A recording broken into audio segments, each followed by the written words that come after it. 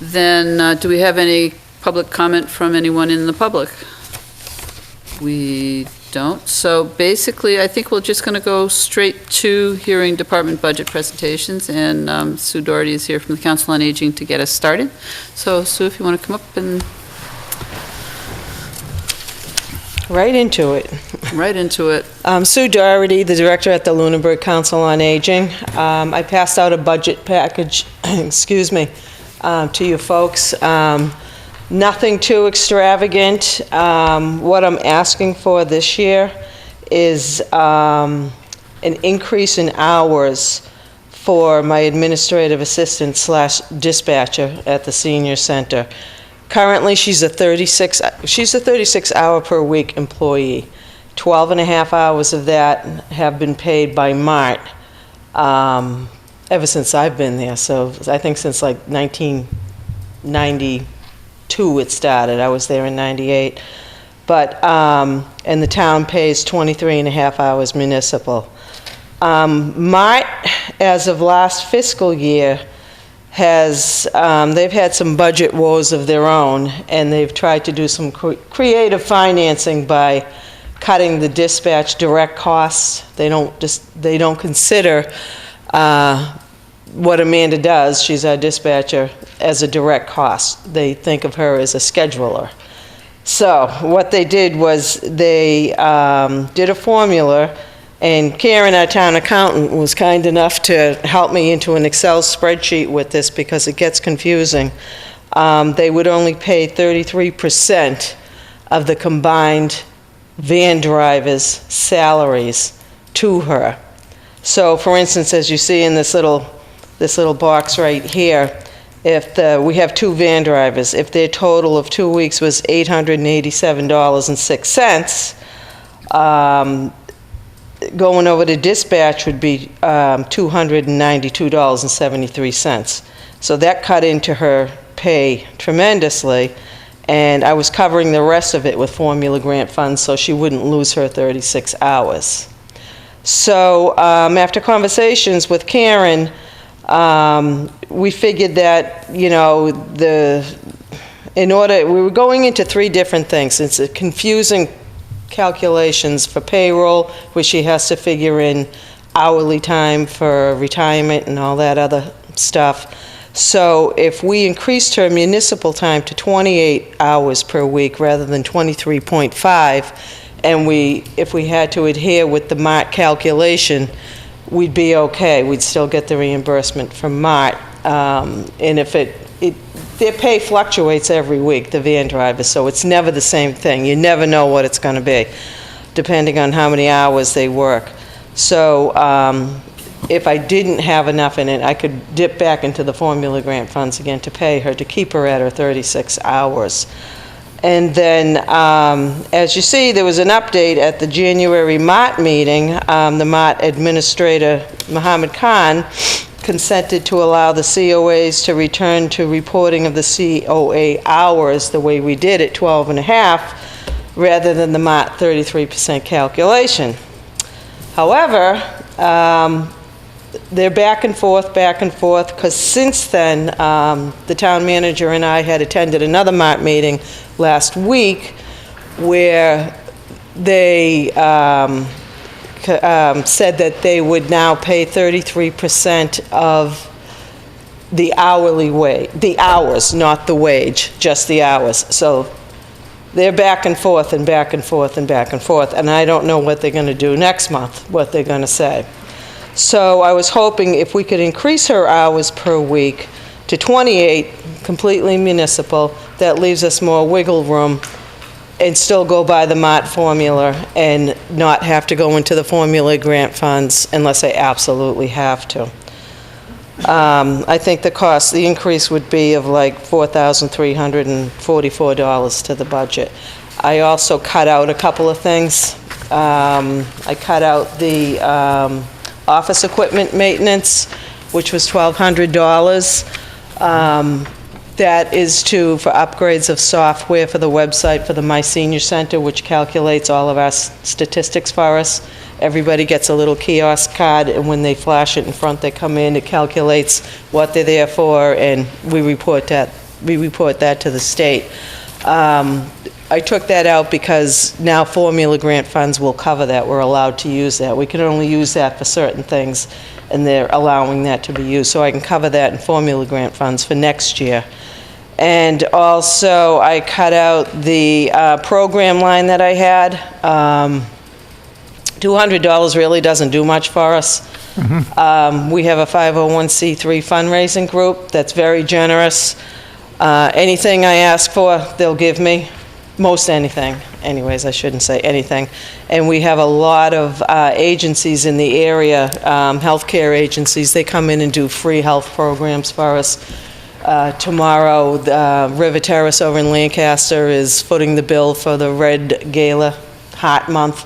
They're paying the caterer to come in. Gardner V&A is coming in to talk about healthy hearts and things like that, all for free for the seniors. So, you know, that's happening a lot.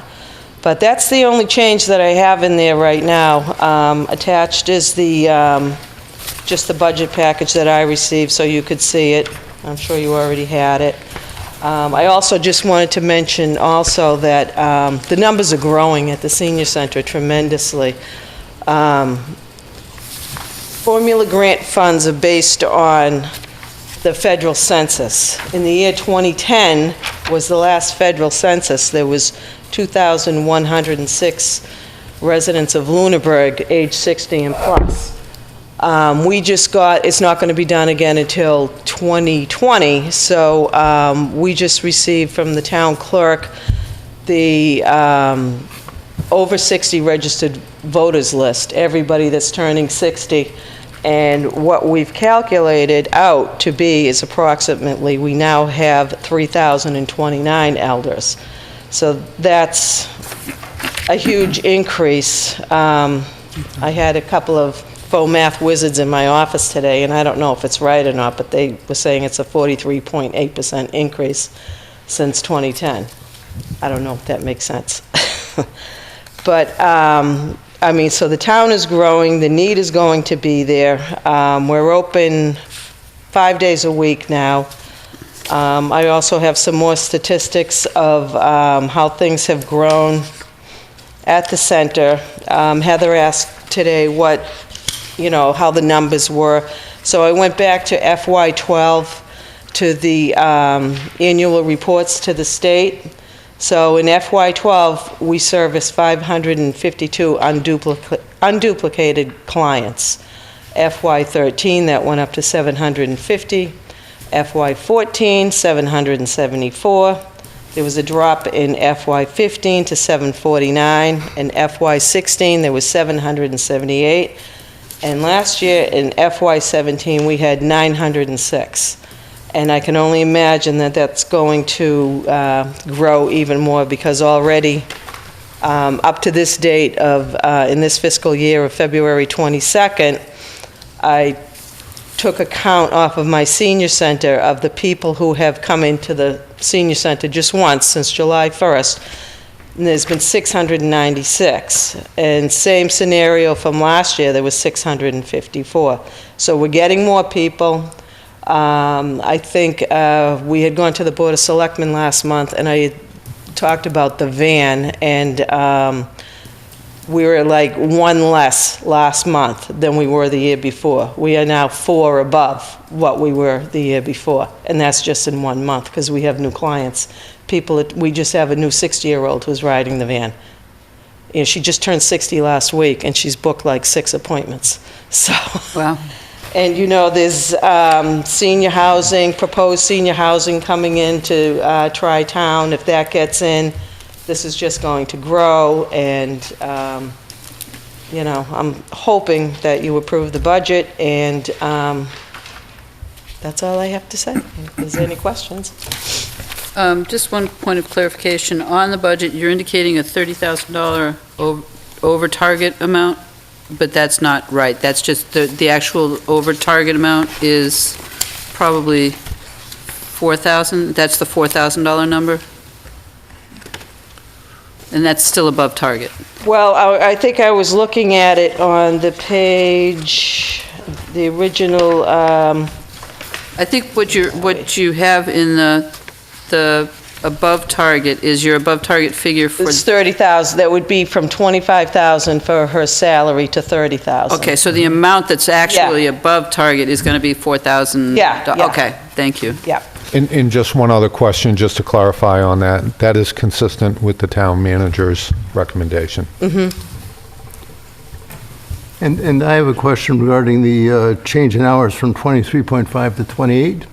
Does that mean that does that qualify the incumbent for additional town benefits? No, she's already a benefit employee. Okay, so... And she's already working 36 hours a week because that's being reimbursed by Mart in the formula grant. So the incremental cost is just the incremental salary? Exactly, rather than any exactly. add-ons. Okay, thanks a lot, Sue. You're welcome.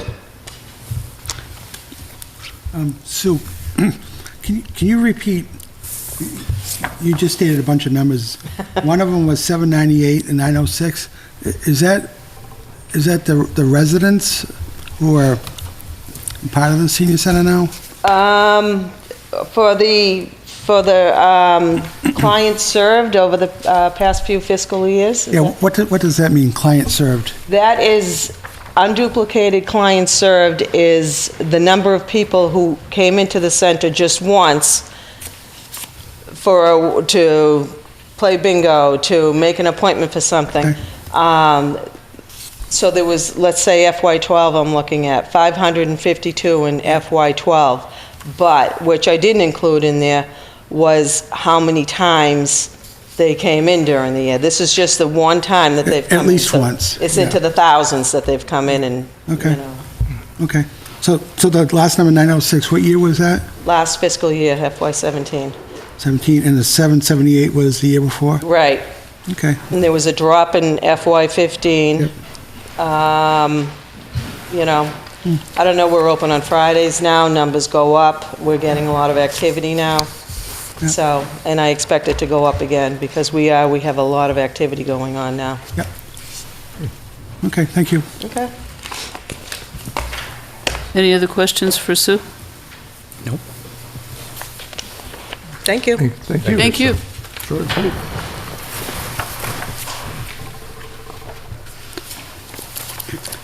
And because Martha Moore is here and is probably just as ready and anxious to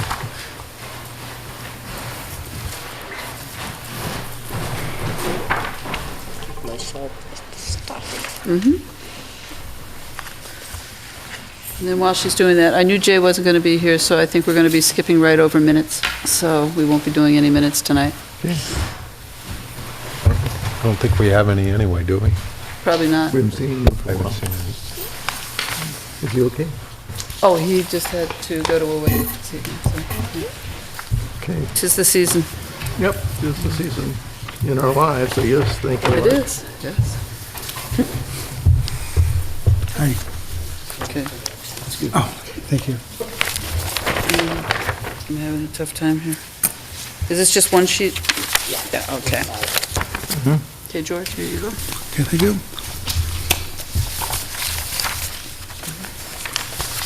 Oh, we got like extras here? Okay. You got, Thank you, Tom.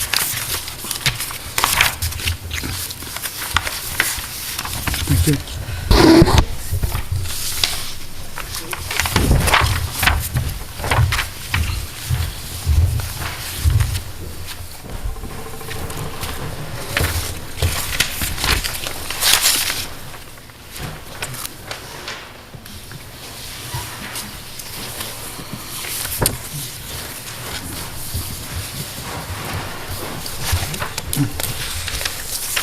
Okay. As we follow along, are we starting with this? Okay. Yeah, I guess we can follow along with this and then get to the nitty-gritties, or we can reverse that order if you want. No, nope, that's fine. Just want to make sure I have the right one out. Okay. So, this is the Lunenburg Public Library's budget request for FY 2019.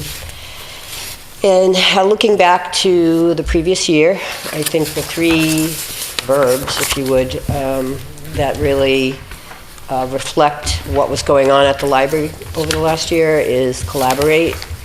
We reached out to a lot of community organizations and help them do programming at the library, help them just simply with space for their meetings, help them market a lot of different things, which brings me to communicate. We've got several people now on the library staff who are very good at marketing, whether that be creating flyers or just, we now have an electronic newsletter that goes out. So a lot of times we'll add, if people want us to market their program or some event they're having, we help them do that by a bunch of different ways. And also creating new areas in the library. You probably saw the bit about creating a new space for all the fiction, so we'd have room to grow, which was a huge effort, but we got it done at a minimal cost to the town. And we just try to respond to the community's needs, whatever that may be, whether it's for information or space or help with marketing, as I said. Just try to keep in touch with everybody in the community and try to help them as best we can, given our skills, our variety of skills that we have on the staff. In terms of last year's numbers, over the last 12 months, over 67,000, almost 68,000 people came across the threshold, which I think is amazing. That represents about a 10% increase over last year. In terms of our programs, last year we had 650 programs, which is an 8% increase over last year, and I think we continue to steadily increase the number of programs as well as the variety of programs that we have. If you've ever happened to be, like yesterday was what we called Slime Day in the children's room. They actually made slime and the kids got to take it home, and you can't even get through the children's room. There's so many, not just kids, but adults as well. So it's a really great thing to see. So we'll definitely continue increasing that number as well, I would imagine. Circulations, whether it be books or videos or audiobooks or whatever, our number for that is 77,152, which is a 2% increase. And that does not include the electronic books, which is about 9,000 of those, and that's also steadily increasing. And the need for more and more electronic books is also rising. Interlibrary loan, and that's where a lot of people use this service, where we may not have a book, but we can get it for you pretty much wherever it is in the country. And that number is over 22,000. So we've been busy, basically. As many of you know, if you've been on the Finance Committee previously, the library is required to hit a couple benchmarks in terms of what the town appropriates for funding for the library. And that's generally what we ask for is the state requirement, and for this upcoming year, it's $393,710. That's good, I thought that was my machine. And along with that baseline for appropriation, or within that, I should say, the state requires us to spend so much money on library materials, books, audios, videotapes, etc. And that number is 16% of what they call the MAR, or municipal appropriation. And so that figures out for FY19 to be $62,934. And the budget that I'm requesting this year is more than usual, because for almost as long as I've been here, we have asked for exactly, really not much money over what the state requires. Last year we got a little bit more money, which we were very happy to get. And this year, because of some staffing requirements and some changes in pay, that number's going up. So we're asking for $425,643, and the overall increase is about $41,000, or 11% over last year. And the salary increases figure into that about 27.5%. And I'll get into more detail about that in a minute. In terms of the rationale why we have these increases, as I said, a lot of it is really based on the salary changes that we need to make. We've got increasing workload, and we need to increase two people's work hours by 5 hours a week to cover the increased workload that we have. We also have a promotion, which is really a reclassification, and this is a situation where somebody's been underclassified for years, and the work they do is really at the, unfortunately, the union level. And I've tried every other way I can think of to move this person along, but there's no place else to move the person, and the work that she is doing is professionally skilled work. And so that's something that I feel strongly about needs to happen, just to be fair to that employee, and also, for the town to be paying people what they are working on in line with that. And we also, unfortunately, are looking at Patty DuPont, which many of you know. She's been in the library for 35 years, and she will be retiring at the end of March. So I have to replace that position, and these days you have to be able to attract people to the position, so that could definitely require more funds in that salary line as well. Patty has been at the top of her grade for years, because there was no place else to go. So hopefully we'll be having somebody in place in April, so to replace her.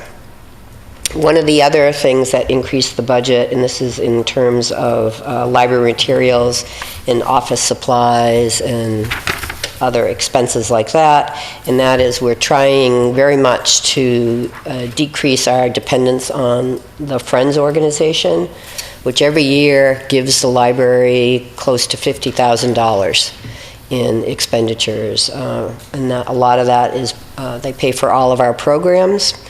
And in this day and age, libraries aren't real libraries unless they're doing programming. And the programming is getting increasingly expensive. When I came here 5 years ago, we were able to get people to come and do programs at the library for $100 or $200 max, and that was an exception. And now they all want $400, $500 in order to have a program. So while we try to balance that with people who are willing to do programs for little or nothing, it's put an increased burden upon the Friends organization. And they have a limited number of funds, and we want to make sure that they're not dipping into their endowment to pay for our programs, when programs are really, a basic fact of running a library these days. So we feel that the town needs to start contributing to that effort. So it's a minimal cost, $2,000 increase over last year. But as I said, they're running like $400 to $500 a piece. So that doesn't get us a lot of programs, but it helps us decrease our dependence on the Friends group. An increase in CW Mars cost is $1.8 or $1,800. And a lot of this is just due to, they're an organization and a technical organization, technical infrastructure, the cost of that increases. And unfortunately, the state, which funds greatly the library networks in the Commonwealth, they've been hit with decreases, so it rolls downhill, and the CW Mars is facing the need to increase our membership dues so they can continue to run the network for us. So it's, basically ties back into state decreases in funding, which of course, if you wanted to follow the dollars, tie back to federal funding cuts as well. sadly. The increase in library materials is only $5,000, I say only, but the prices on everything, again, are increasing, especially the digital books and other materials like that. It's astounding how much they cost. I know if you do digital books yourself, you go on Amazon and maybe you pay $20 to download a book. But for a library, they know how many people will be able to use that book, so they really uptick the cost so that every book is, instead of being $20, $25, which a hard copy book would be, it's $100 and up. And you only get it for 26 uses. So it's pretty expensive. But this is what our population is wanting to have, and so we need to provide it at some level. So I continue to increase the funding in that area as well. So that's a brief overview of the budget. If there's any questions on that in particular, I can go over that, or we can get down to the numbers if you'd prefer. My only question is, how do we reconcile this with the town manager's recommendation? I think there are several line items here that are higher than what was included in the town manager's recommendation. How do we reconcile that? I think that's just going to be a continuing discussion between Heather and I, because this is what the board has voted, the library board has voted. And it's based on need. It isn't based on inflation of any type. And I will say that, as I mentioned before, last year was the first year that our number was higher than the mandated amount. So we've been, as you know, even at home, you have a certain budget, and over time, as the cost increase, what you can buy with that budget gets less and less and less and less. So your service levels degrade over time. And in particular, as I mentioned before, the big tick here is for salaries. And we're just trying to, in one particular instance, kind of correct something that's been going on for a while. And that's the reclassification of somebody that really... And I know it's a union position. She's going from non-union to union, but it's really warranted because of the level of work she does. The tasks and responsibilities she have are at a professional level. And it's kind of gone on for a while now. So I would like to be able to correct that. And I know it's a stretch because in terms of the numbers, but I do think it's warranted. Just one additional question about that. When we reviewed the town manager's recommendation last week, one of the questions I had was, would her recommendation meet the state minimum? And the answer was yes. Yeah, it would meet the state minimum, yeah. There's The town no, manager's recommendation. yeah, the overall state minimum would be met by her Right. recommendation, absolutely, yeah. Right, so... But it would not address some of the staffing issues and workload issues that we have. Got it. Thank you. Okay, and then actually, I just wanted to go a little bit off to the discussion around electricity and heating charges. How are those running? Well, it's been curious. I've been tracking them, and it's always kind of interesting because we have this cadre of vendors, and some of the vendors that used to provide natural gas to us are now providing electricity, and they switch out. It's like a shell game kind of thing. But basically, I've been tracking it, and there's no huge decrease in expense. It's moved to, some of the electricity, and I don't know exactly because I don't have my tracking thing in front of me. But it's, like electricity may be down because of Fitchburg Solar, but now we're paying more to another vendor.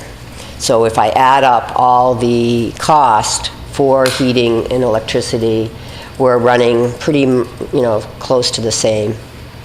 Maybe $1,000 down or something like that, but not a huge amount of savings there. And hopefully, this is the first year that we've been on it, and I don't think we've been on it for a full year. So maybe over, when we can see a full year, coming that may prove different. I'm sure they had a lot of startup costs and things like that as well, so I'm hopeful, but we can't, I'm afraid if I cut the budget in those areas. Oh, no, I it'd be, understand. Yeah, I was risky just wondering, business. part of it I Yeah. was wondering, because I was also just looking for it, I know that there's supposed to be at some point metering credits that are supposed to come available, and I'm not sure. And that- they have. Okay, so then And that's they why have, we so haven't seen the full year. I'm seeing the credits, Yep. but we have to pay more money to X vendor Yep. to get the savings from Y vendor. So Sure. it's, the net amount is not a big decrease. Yep, okay. John? Well, I'd like to go back to the questions that Mark was pursuing on the requested increase in the staff salary budget. Martha, because the town manager had put in her recommended proposal about an increase of roughly $7,900. Yours is roughly $19,000 more than that.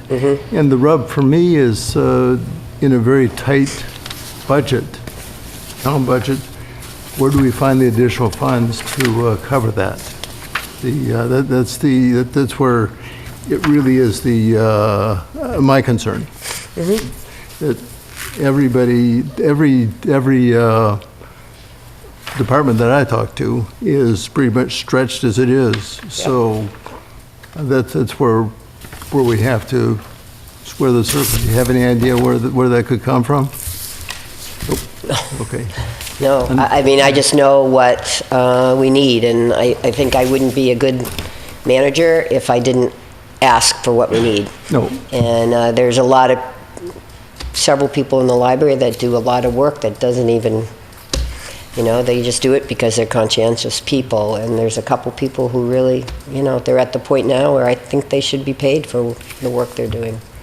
And certainly at the level they should be getting paid at. You're making a very, very sympathetic case, but Yeah. in a I know, John. pragmatic world. Yeah, I don't know where the town gets their money from. From the people. Got it. People power.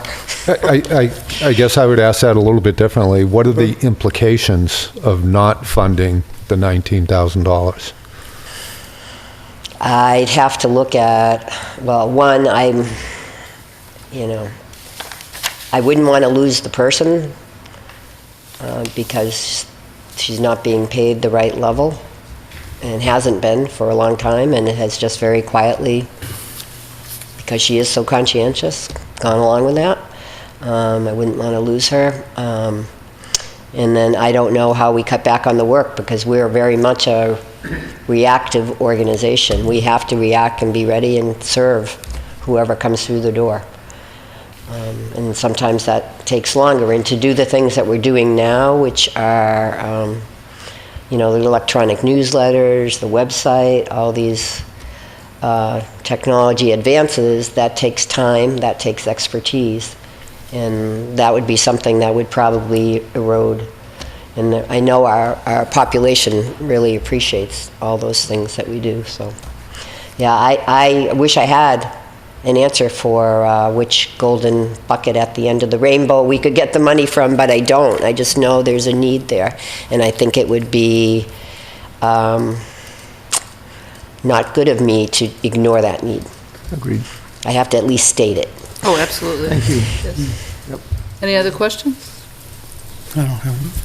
No. Well, thank you, Martha. And, congratulations on another great year at the library. Yeah, we've had fun. Pretty awesome, yeah. We've had a lot of fun. Okay. Yeah, if you need an energy boost, come on down and hang out in the children's room. Might get a headache from it, but it's... Thank you, Martha. I didn't catch Martha's last name. More?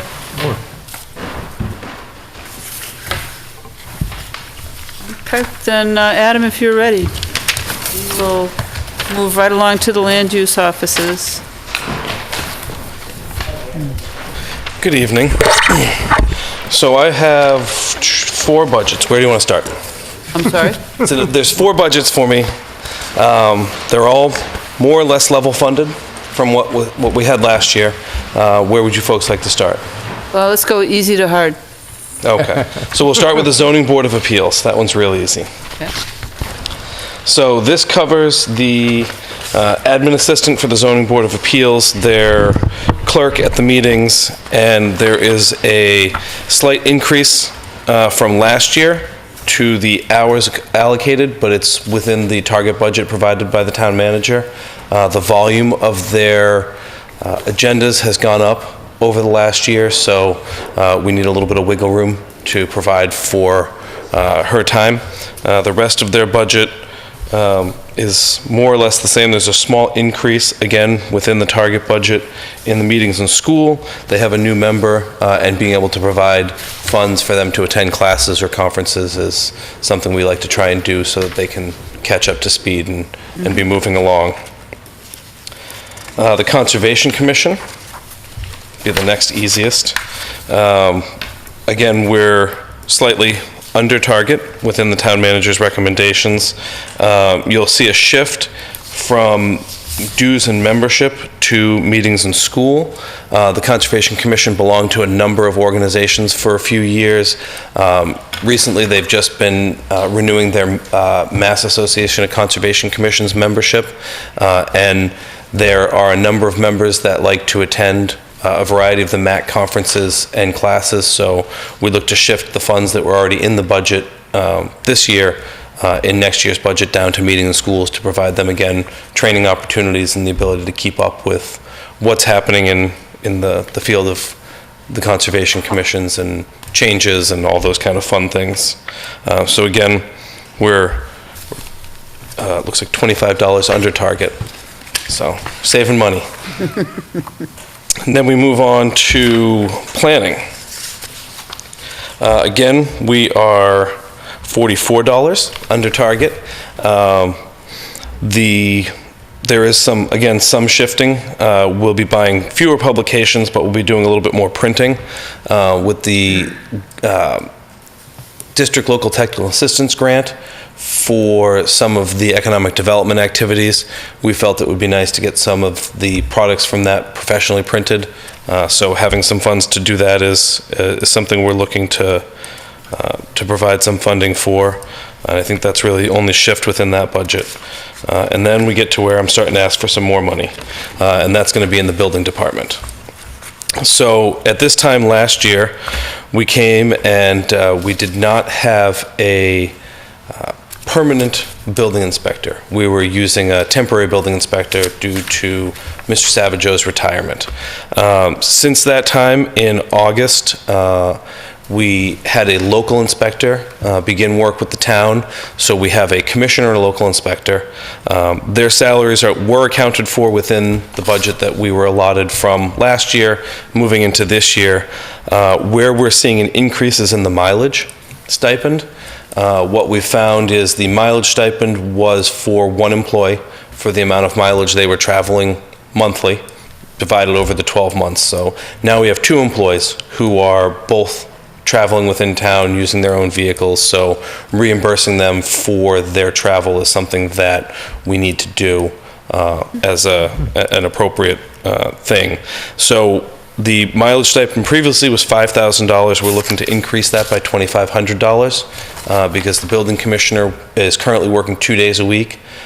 He takes a stipend of $25 a day when he travels. The local inspector works the 4 days a week, and he gets the full $5,000 stipend annually.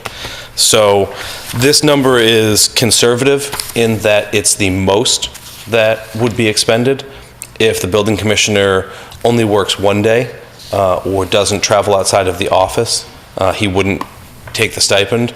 And I think what we're going to see is probably by the end of fiscal 19, a shift starting to move away from that person being the building commissioner and the local inspector moving into the commissioner's role, and it going back to the way we were functioning previously, where we had a commissioner who was here 4 days a week. We had an alternate inspector who came in as needed and was paid in a less consistent and traveled a little bit less. So that's the global plan. A lot of that's going to depend on certifications and how the building inspector, the local inspector comes along. He's been coming along very well. He fits in. He's understanding the code. He's achieving his certification, so it's just the idea that that's flexible is something we need to be aware of, but that's, again, the more global plan is to move that person into the commissioner's role, and the commissioner would then step back into a more secondary role. So we would have a backup inspector. And the other place where we're looking for a little bit more funding with the building department is within publications. And this will be, I won't say it's a one-time, but it's limited to fiscal 19 at this point. At the beginning of this calendar year, January 1st, 2018, the 9th edition code became law within the Commonwealth of Massachusetts. And the building code encompasses maybe a dozen books that outline all the different codes: the residential code, the commercial code, the existing building code, the concrete code. I mean, I don't think I could list them all, but they're, as you can imagine, relatively expensive books to purchase. So we've purchased all of the common books: the residential, the commercial, the existing building codes for the office. But in the coming year, or the coming fiscal year, there'll be some additional code books we'll need to purchase to be able to have all the codes that we need to be able to function under the 9th edition in all instances. So there's a $200 increase proposed from, I think we had 600 in publications this year, and we're looking for 800. So all told, it's a $2,700 increase in this particular budget. Across all the budgets, I think it probably evens out with the nickel and dime savings to about $2,600 of proposed increases. Okay, great. Questions for Adam? Just one. So the net of all four departments is about an increase of $2,600. Approximately. That includes all contractual obligations and any Yes, salary above target, and the target includes all the contractual obligations, and yes, that's correct. Right. Oh, so that's the total amount above target. Correct. I'm sorry, that's And not the that's- total increase, that's the total amount above target. Total, and that's consistent with the town manager's recommendation. Yes, I believe so. Okay. Thank you. Any other? Oh, okay. Thank you. Thank you, Adam. You guys are always so nice. Well, you know, we wait until you leave and then stab you in the back. Okay. That's the case.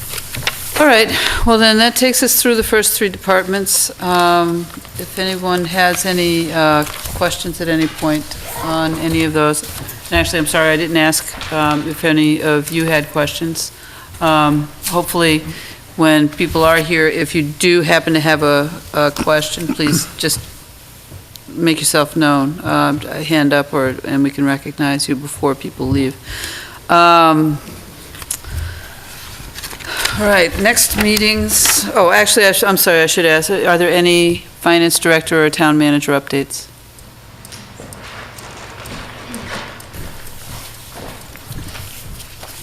Just an update on where we are with snow and ice. Today, inclusive of all the bills that have been processed, it's $20,545 in the red. Pending invoices, including those, it's approximately $33,662. So that's not including today's storm. So, another update is we received our active employee health insurance renewals, and it came in at 6.82%, and the budget included 8%. So it's approximately That's good news. $10,000 Oh, good news, yeah, difference. great. That's all I have. Okay, does anyone have any committee or department updates they wanted to share? I had a conversation with Chief Sullivan, and he just wanted to pass along the word that he's within his budget, and things are going much better. He's probably just shopping for a fire truck at this point. He's starting to look around and see what's out there. And I had a conversation with both Chief Sullivan and Chief Marino, as well as Jack Rodriguez, about their long-term plan for large capital projects. And the point of the meeting was to update a long-term projection that was 2 years old. And so we made some adjustments on the capital needs, particularly in the police department, and we shifted around they shifted around a couple of other things, and when I get this stuff sorted out, I will update you on what it looks like, what the forecast for large capital projects defined as being anything above, large capital project requests defined as being anything above $100,000 between fiscal 19 and fiscal 28. Okay. As long as, and the real good news is that in all cases, they were receptive to the prospect of shifting their needs around depending on our ability to finance or pay for the projects. So we've got a little more flexibility than I had thought going into this. Okay. That's it. Very good. All right, next meeting is next Thursday. Next Thursday, we will hear from fire and police. And the following week will be Money Tech and the Sewer Commission. So unless there is anything that anyone has that they wanted to bring up tonight, I will take a motion to adjourn. So moved. Second? Second. All in favor? Aye. Aye. All right, well, thank you very much.